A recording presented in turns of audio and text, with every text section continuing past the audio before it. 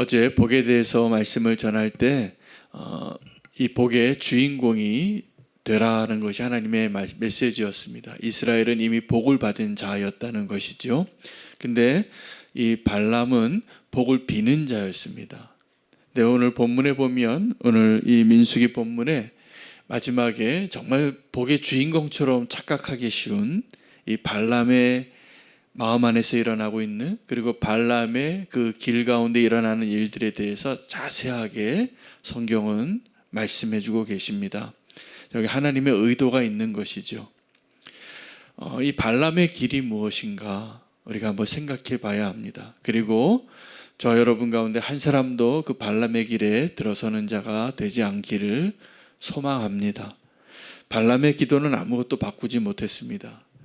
발락이 더 높은 고관을 보내죠. 더 높은 재물을 가지고 왔습니다. 그래서 성경에 그렇게 나오진 않지만, 그리고 이 발람의 말이 그렇게 언급되진 않지만 발람의 마음이 흔들린 겁니다. 무엇 때문에요? 더 많은 재물 때문에, 더 많은 명예 때문에 내가 높아지면 좋은 거죠. 그래서 발람이 그 마음에 일어나는 그 일들에 대해서 다루고 있는 본문이거든요. 하나님의 메시지를 우리가 오해하지 말아야 됩니다.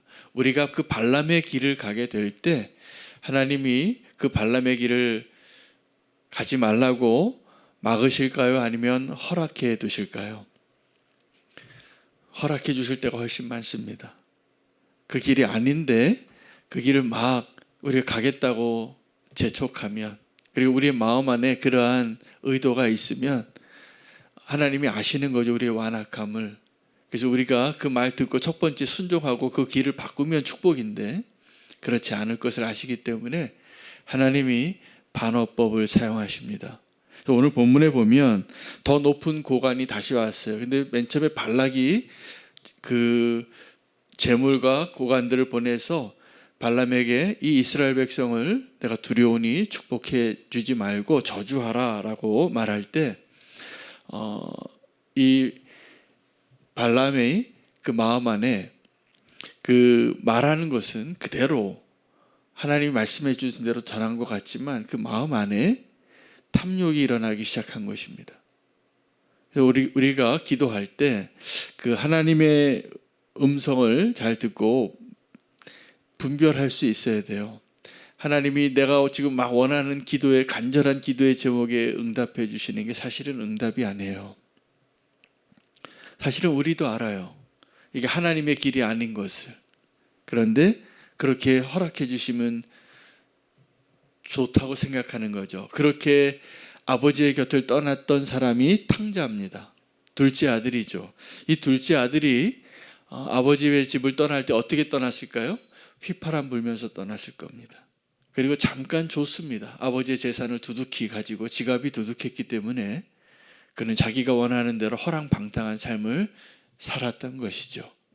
그리고 정말 인생을 다 망치고 나락으로 떨어진 후에야 아버지께로 돌아올 수 있다는 것을 아버지는 알았던 것이죠. 그리고 기다리는 아버지였습니다. 여러분, 하나님이 우리가 기도할 때 하나님의 반어법을 혼돈하지 마시기 바랍니다. 오늘 본문에 보면 다시 두 번째 시도죠. 발락이 더 높은 고관과 더 많은 재물을 가지고 오니까 그 사신들에게 이렇게 말하고, 오늘 하루 머무르라. 그리고 내가 하나님께 듣고 내가 너에게 말하리라. 근데 그 두 번째 하나님의 음성은 어떤 것이었냐면 네가 그들과 함께 가라는 거예요. 그들과 함께 가되 다른 말을 하면 안 된다. 내가 주는 말만 하라 라고, 이렇게 하나님의 뜻이 바뀐 것처럼 성경은 기록하고 있습니다. 그런데 그 다음에 보면 그 발람의 그 길 가운데 이제 말하는 나귀가 등장하거든요. 이 말하는 나귀의 등장 속에 정말 성경이 이해할 수 없는, 정말 아이들 동화와 같은 이야기죠. 마귀가 말할 수 있습니까? 근데 그 일이 지금 일어나고 있어요. 그 나귀는 이 발람의 평생을 섬겼던 그 나귀인데, 나귀가 그 길을 가지 않으려고 하는 겁니다. 왜냐하면 발람이 보지 못하는 것을 나귀가 보고 있기 때문입니다. 그래서 이 나귀가 3번 거역하고 이 발람은 3번 때려요. 첫 번째는 그 길을 가지 않고 자꾸 밭으로 갑니다. 채찍으로 쳤습니다. 그리고 이 골목길을 가는데 앞에 칼을 든 하나님의 사자가 보이니까 발람의 발을 벽에 자꾸 부딪힌 겁니다. 안 가고. 그러니까 아프겠죠. 화가 나서 또 때렸어요. 그 3번째 또 안 가고 멈춰서 이 나귀가 엎드려 버리는 거예요. 쓰러져 버리는 거예요. 일어나라고, 가야 된다고. 하나님이 이 지금 거역하는 나귀죠. 나중에 말하는 나귀로 바뀌는데 이 나귀가 거역하는 것을 보고 분노해요. 그리고 이렇게 말합니다. 내 손에 칼이 있었더라면 너를 죽였을 것이라. 여러분, 재촉하는 발람의 모습이 누구와 닮았냐 하면 다윗 왕이 2번째 하나님의 그 뜻을 거슬려서 범죄한 사건이 인구조사하는 거였습니다. 그런데 그 인구조사할 때 성경이 뭐라고 기록하냐 하면 요압을 재촉해요. 빨리 좀 가서 단에서부터 브에세바까지 다 조사해 오라고. 그 재촉하는 그 다윗의 모습을 보고 요압이 원래 하나님의 사람이 아니라 자기 뜻대로 하는 사람이었는데 그때도 자기 뜻대로 합니다. 그래서 충실하게 인구조사를 하지 않고 좀 빼버려요. 우리가 어떤 일에 있어서 하나님의 길을 떠날 때 우리의 모습이 어떠냐 하면 재촉하는 발람이 될 것입니다. 그것을 막 재촉해요. 그 잘못된 길을 더 빨리 가라고. 하나님이 왜 그렇게 하시냐 하면 우리의 실체를 드러내기 위해서요. 나귀를 때리지 마시기 바랍니다. 그리고 주님의 음성을 들으시기를 바랍니다. 그 자리에 멈춰야지 사는 거였어요. 나중에 하나님이 이 나귀의 입을 여시죠. 이런 이솝 우화 같은 일이 이루어집니다. 그리고 나귀가 말을 하는데 내 평생에 당신을 내가 순종하지 않은 적이 있었느냐고. 그러니까 이 나귀는 굉장히 충성된 종이었어요. 누구하고 지금 대비시키고 있냐면 성경은 하나님의 뜻을 거스러서 가지 말아야 되는데 가고 있는 이 발람의 모습을 대조시키는 겁니다. 그리고 나중에 하나님께서 이 발람의 눈을 여시니까 발람이 보게 된 거죠. 나귀가 보았던 하나님의 천사, 그 앞에 칼을 들고 서 있는 무시무시한 심판의 천사를 보게 됩니다. 하나님께서 왜 그렇게 하셨냐면 하나님의 뜻을 거역하여 재촉하고 자기의 마음에 원하는 대로 달려가길 원하는 발람의 눈을 여는 것보다 이 나귀의 입을 여는 게 더 쉬운 거예요. 우리가 하나님의 뜻을 거슬러서 무언가 사로잡혀서 막 재촉하고 하나님이 원하지 않는 반대의 모습으로 갈 때 우리 그런 적이 있었잖아요. 하나님의 뜻을 떠나서 발람의 길로 가는 그 길. 그 발람의 길이라는 게 나중에 보면 오늘 이 사건이 어떤 사건으로 이어지냐 하면 이스라엘이 모압 여인과 음행하는 일로 하나님께 심판받습니다. 그래서 이 발람의 길로 가지 말라. 이것은 우리의 탐욕, 또 우리가 그 유혹을 이길 수 있는가에 대한 질문이에요. 그래서 이스라엘이 음행해요. 다 음행해요. 아주 지도자들이 음행해요. 그래서 비느하스가 심판하는 거예요. 하나님의 분노를 가지고. 그 고수비 사건이 곧 일어납니다. 누구 때문에요? 발람 때문에. 모압에 저주하라 그랬는데 저주할 수 없었어요. 축복했어요. 그런데 이 축복받은 이스라엘이 발람의 길을 가는 거예요. 그 발람의 길은 자기의 뜻대로, 자기의 탐욕대로 가는 잘못된 길이에요. 여러분, 우리는 그 발람의 길에서 돌이키는 것이 하나님의 의도하시며, 그래서 정말 이 축복의 주인공은 이미 복을 받은 이스라엘이었지만 하나님은 우리 안에 있는 발람을 아시기 때문에 발람의 길에서 돌이키라고, 이 발람이 주인공 같아요. 근데 발람은 주인공이 아니에요. 우리가 들어야 할 사람이에요. 우리의 옛사람의 모습인 거예요. 어쩌면 지금도 그 발람의 길을 걷고 있는 분들이 계시다면 이 세 가지 질문을 꼭 한번 들어보시기 바랍니다. 우리에게 그 유혹을 이길 수 있는 힘이 있는가? 발람의 길에서 돌이킬 수 있는.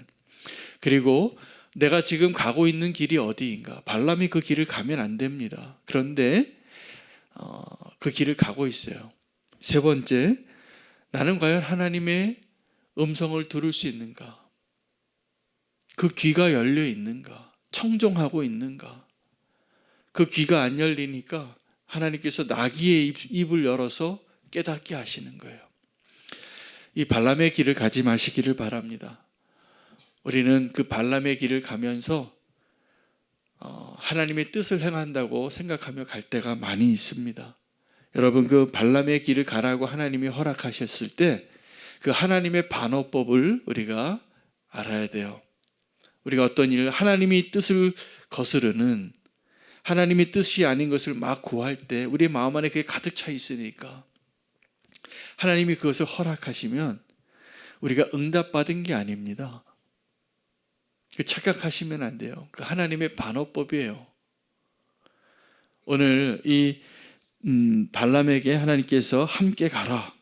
그들이 오니까 두 번째 시도했을 때 발락이 더 높은 사신과 더 많은 재물을 가지고 왔을 때 그들과 함께 가라. 하나님의 허락처럼 보이지만 하나님이 정말 의도를 알아야 됩니다. 이것은 하나님이 반어법 사용하시는 거예요. 가지 말라는 거예요, 사실은. 근데 가고 싶어 하니까 가라고 허락하시는 것이죠. 여기에는 이 하나님의 명령은 둘 중에 하나입니다. 하나님의 반어법을 사용하시는 적이 많아요. 언제냐면 예수님이 이 수로보니게 여인에게 뭐라고 얘기하냐면 내가 이스라엘에 잃어버린 양에게만 보냄받았지 너 같은 이방인에게 내가 온 것이 아니다. 근데 그것은 예수님의 반어법이에요. 더 구하라고, 믿음으로 구하라고. 그 여인이 더 구하죠. 내가 개가 돼도 좋으니까 그 상의 부스럭이라도 떨어지는 축복을 내게 달라고, 내 딸을 고쳐달라고. 그리고 고쳐주시고 축복하면서 도리어 유대인을 향하여 책망하는 것입니다. 하나님의 반어법을 잘 아셔야 돼요. 또 하나는 이렇게 해석될 수 있습니다. 오늘 이 발람에게 함께 가라라고 말씀하신 이유는 하나님의 또 다른 의도가 있으신 것이죠. 하나님의 뜻이 아닌 것이 응답되고 성취되어질 때 그것은 마치 악인이 형통하는 것하고 똑같은 거예요. 그 길은 형통할 수도 없는 길이에요. 우리를 하나님이 기뻐하시는 길로 인도하시기 위하여 발람을 향한 하나님의 그 경고를 우리가 귀담아 들을 수 있는 그 귀가 열려지시기를 축복합니다. 하나님이 오늘 복의 주인공도 아니지만 이 발람에게 경고하시는 질문들 다시 한번 기억하시기 바랍니다. 우리 안에 그 유혹을 이길 수 있는 힘이 있는가? 나는 지금 어느 길을 가고 있는가? 나는 하나님의 음성을 지금 듣고 있는가? 들을 수 있는가? 오늘 발람의 그 마음 안에 일어나고 있는 것을 다루시는 하나님의 일들을, 하나님의 허락하신 일들을 통하여서 우리가 그 길에서 돌이켜서 주님과 함께 주님이 원하시는 길로 다시 돌이키는 자 되시기를 축복합니다. 길이 되신 예수 그리스도만을 우리가 따라가는 주의 백성 되기를 원합니다. 우리 안에 있는 발람이 다 사라지고 드러나고 하나님 뜻대로 주님과 동행하게 되어지기를 소망합니다. 오늘 말씀 붙잡고 기도